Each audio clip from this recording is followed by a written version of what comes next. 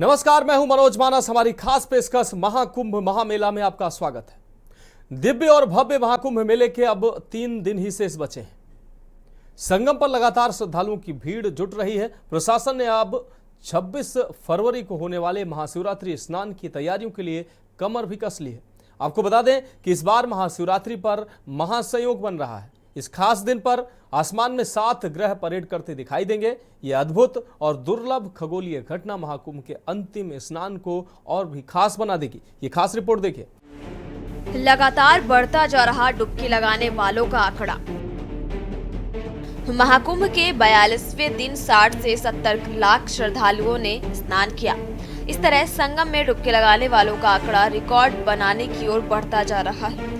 मेला खत्म होने में 3 दिन और बचे हैं। बता दें कि आखिरी वीकेंड पर श्रद्धालुओं की भीड़ बढ़ गई। आधी रात से संगम की ओर आने वाले रास्ते श्रद्धालुओं से फुल हो गए। वहीं एयरपोर्ट पर चाय कॉफी के लिए लाइन लग गई। एयरपोर्ट के अंदर ज्यादा भीड़ होने की वजह से यात्रियों को बाहर पार्किंग की तरफ रोका गया।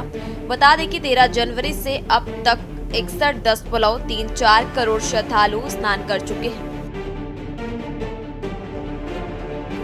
1 मार्च तक 67 ट्रेनें रद्द।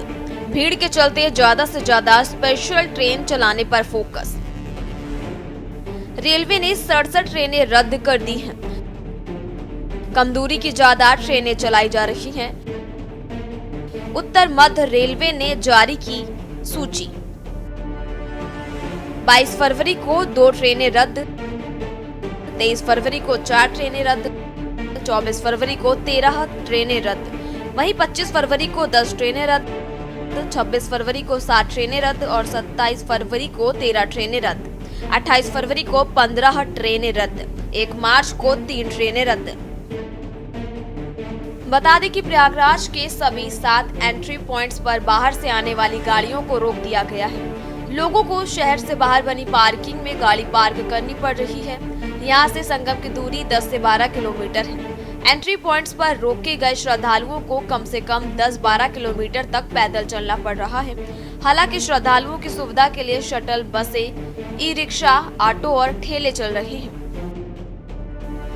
आपको बता दें कि मुख्यमंत्री योगी आदित्यनाथ ने कहा है कि अब तक प्रयागराज महाकुंभ में करीब 62 करोड़ श्रद्धालु आ चुके हैं। एक निश्चित कालखंड के दौरान इतनी बड़ी संख्या में लोगों का जमा होना यह इस सदी की दुर्लभ घटनाओं में से एक है। भारत किसी परंपरा ने भारत में 4 महत्वपूर्ण स्थानों पर इन आयोजनों को प्राचीन काल से ही आयोजित करने की व्यवस्था दी है। सीएम योगी ने खुशी जाहिर करते हुए कहा कि उत्तर प्रदेश में उनकी सरकार को इसे आयोजित करने का अवसर प्राप्त हो रहा। जब कुंभ की बात करते हैं तो कुंभ का इतिहास हमें इस बात पर सोचने के लिए मजबूर करता है कि भारत में प्राचीन काल से ही इस तरह के आयोजन की व्यवस्था थी। सीएम योगी ने कहा कि यूपी के प्रयागराज, उत्तराखंड के हरिद्वार, मध्य प्रदेश के उज्जैन और महाराष्ट्र के नासिक समेत 4 पवित्र स्थानों पर कुंभ का आयोजन होता है। इसकी पृष्ठभूमि में जाते हुए योगी ने कहा कि ये सोचा गया होगा कि जब एक समय ऐसा भी आएगा कि भारत का व्यक्ति अपनी परंपरा और अपनी संस्कृति से कटा हुआ महसूस करेगा तो उन्हें जोड़ने का कुंभ माध्यम बनेगा। वहीं यूपी सरकार ने बताया कि इस दुनिया में 120 करोड़ सनातनी हैं। इनमें से आधे से ज्यादा लोग संगम में स्नान कर चुके हैं। 26 फरवरी को महाशिवरात्रि पर ये संख्या 65 करोड़ पार कर जाएगी। कि पूज्य स्वामी जी का आगमन प्रयागराज में हो रहा है, तो मैं आज अपने सारे कार्यक्रमों को स्थगित करते हुए उनसे मुलाकात करने के लिए, उनसे मिलने के लिए, आवश्यक बातचीत करने के लिए, सनातन धर्म और महाकुंभ के आयोजन से संबंधित मुद्दों पर चर्चा करने के लिए विशेष रूप से मैं भी यहाँ पर उपस्थित हुआ हूँ। मुझे उनका स्वागत करते हुए अत्यंत प्रसन्नता की अनुभूति हो रही है। उन्होंने बड़ी कृपा पूर्वक इस आयोजन में भागीदार बने। आते ही संगम में जाकर के सबसे पहले आस्था की पवित्र डुबकी लगा करके मां गंगा का पूजन करते हुए, राष्ट्र कल्याण के लिए यज्ञ का आयोजन करते हुए और अब यहाँ पे अपने आशीर्वाद प्रदान करने के लिए वे हमारे बीच में उपस्थित हुए हैं। मैं उनका हृदय से अभिनंदन करता हूँ, स्वागत करता हूँ। उनका आशीर्वाद कांची कामकोटि पीठ का यह पावन आशीर्वाद सदैव सनातन धर्म और उत्तर प्रदेश वासियों पर बना रहे, देशवासियों पर बना रहे, यही मैं उनसे इस अवसर पर विनम्र प्रार्थना करता हूं। इस अवसर पर श्री शंकरपुर पीठाधीश्वर जगतगुरु पूज्य स्वामी विद्या विनोद श्री कृष्णानंद तीर्थ महास्वामी जी महाराज का भी यहाँ पर आगमन हुआ है। पूज्य स्वामी जी का यहाँ पर आगमन हम सबको अत्यंत आनंदित कर रहा है। इस सनातन धर्म से जुड़ी हुई वे पीठ है जिन्होंने सम और विषम दोनों परिस्थितियों की परवाह किए बगैर सनातन धर्म के लिए मजबूती के साथ खड़े होकर के उन मूल्यों और आदर्शों की रक्षा के लिए अपने आप को समर्पित किया है, जिनकी आधारशिला पर सनातन धर्म का सुदृढ़ भवन बना हुआ है। और ये हम सबके लिए गौरव का विषय है। महाकुंभ प्रयागराज में आज 62 करोड़ श्रद्धालु संगम के इस पावन त्रिवेणी में आस्था की पावन डुबकी लगाने वाले हैं। यानी आज ये संख्या 62 करोड़ पार होने वाली है। अब अनुमान करिए कि दुनिया के अंदर कौन सा ऐसा मत मजहब संप्रदाय है जहां एक निश्चित समय सीमा के अंदर इतने बड़ी पैमाने पर श्रद्धालु जन आकर के अपनी आस्था को व्यक्त कर रहे हैं। और ये सनातन धर्म के अनुयायियों की ओर से अपने पूज्य संतों, भारत की ऋषि परंपरा के प्रति, अपनी देव परंपरा के प्रति, अपने पर्व और त्योहारों के प्रति कृतज्ञता ज्ञापित करने का यही एक माध्यम बना है। उन्हें थोड़ा सा अवसर मिला तो हर सनातन धर्मावलंबी प्रयागराज में आकर के अपनी आस्था को व्यक्त कर रहा है। बहनों और भाइयों, अगर हम भारत की बात करते हैं तो पूरे देश के अंदर या पूरी दुनिया के अंदर 120 करोड़ सनातन धर्मावलंबी है। 120 सनातन धर्मावलंबी का मतलब आधा सनातन धर्मावलंबी तो यहां पे आस्था की पवित्र डुबकी लगा चुका है। उससे ज्यादा लोगों ने डुबकी लगा दिया है और आधे से अधिक लोगों ने डुबकी लगाया। यानी एक परिवार में अगर 4 से 5 सदस्य माने तो एक परिवार के कम से कम 2 से 3 सदस्यों ने आस्था की पवित्र डुबकी में भागीदार बन लिया। यानी हर परिवार इस आयोजन में भागीदार बन रहा है। और आज इन पूज्य संतों का आशीर्वाद इस आयोजन को प्राप्त हो रहा है।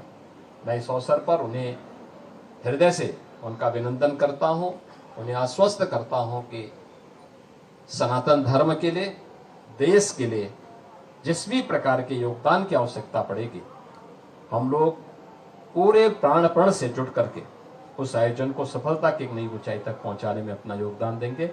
आप सबको मां गंगा का आशीर्वाद प्राप्त हो। तो हमारी खास पेशकश महाकुंभ महामेला में रुकते हैं एक छोटे से ब्रेक के लिए।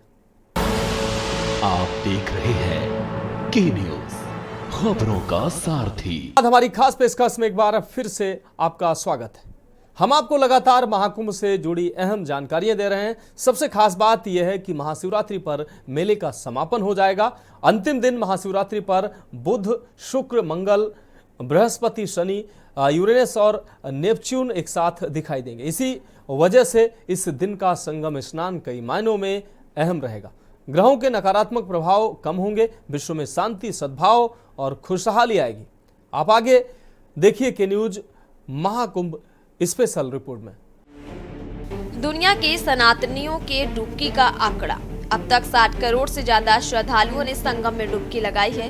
देश के 110 करोड़ सनातनियों में से आधे से अधिक ने संगम में स्नान किया है। 26 फरवरी को महाशिवरात्रि पर यह संख्या 65 करोड़ पार जाने की संभावना। World population review play research के अनुसार भारत की आबादी इस समय करीब 143 करोड़ है,